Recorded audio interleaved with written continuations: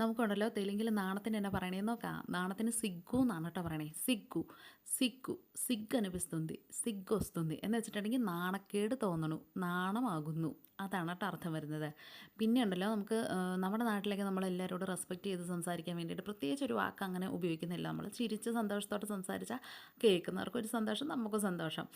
പക്ഷേ ഇവിടെ എന്നാന്ന് വെച്ചിട്ടുണ്ടെങ്കിൽ, അതായത് ആന്ധ്രയിലോട്ടൊക്കെ എങ്ങനെയാണെന്ന് വെച്ചിട്ടുണ്ടെങ്കിൽ നമ്മൾ ബഹുമാനാർത്ഥമായിട്ട് സംസാരിക്കുന്ന ഒരു വാക്കാണ് അണ്ടി എന്നുള്ളത്. അണ്ടി, അതായത് നമ്മൾ എന്ത് സംസാരിക്കുന്നോ അതിൻ്റെ എല്ലാ അവസാനം അണ്ടി അണ്ടി അങ്ങനെ ചേർക്കണം.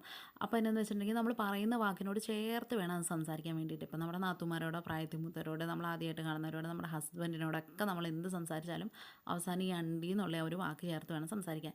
അപ്പോൾ ഈ നമ്മൾ എന്തെങ്കിലും പൊട്ടത്തെറ്റൊക്കെ ചെയ്ത് കഴിയുമ്പോൾ നമുക്കൊരു നാണക്കേടൊക്കെ തോന്നത്തില്ലേ? യോ ഷോ നാണക്കേടായി പോയല്ലോ അങ്ങനെയൊക്കെ നമ്മളൊക്കെ തോന്നത്തില്ലേ? അത് പറയാനാണെങ്കിൽ സിഗ്ഗ് వస్తుందండి, സിഗ്ഗ് అనిపిస్తుందండి నాకు അങ്ങനെ പറയാം. പിന്നെ കൂട്ടുകാരൊക്കെ ആണെങ്കിൽ ചോദിക്കില്ലേ, ഒരു നാണക്കേടും ഇല്ല, നിനക്ക് ഒരു നാണമില്ലേ അങ്ങനെയൊക്കെ ചോദിക്കത്തില്ലേ? അതിനൊക്കെ വേണ്ടിയിട്ടാണെങ്കിൽ నీకు సిగ్గు అనిపించట్లేదా, నీకు అస్సలు సిగ్గు అనిపించట్లేదా അങ്ങനെയൊക്കെ ചോദിക്കാം കേട്ടോ. പിന്നെ അനിപ്പിഞ്ചലേതാന്ന് വെച്ചിട്ടുണ്ടെങ്കിൽ തോന്നിയില്ലേ എന്നാണ്. സിഗ്ഗു ലേതാന്ന് വെച്ചിട്ടുണ്ടെങ്കിൽ നാണം ഇല്ലേന്നാണ് കേട്ടോ. ലേതാന്ന് വെച്ചാൽ ഇല്ലേന്നാണ് കേട്ടോ അർത്ഥം. അപ്പോൾ ശരി കേട്ടോ.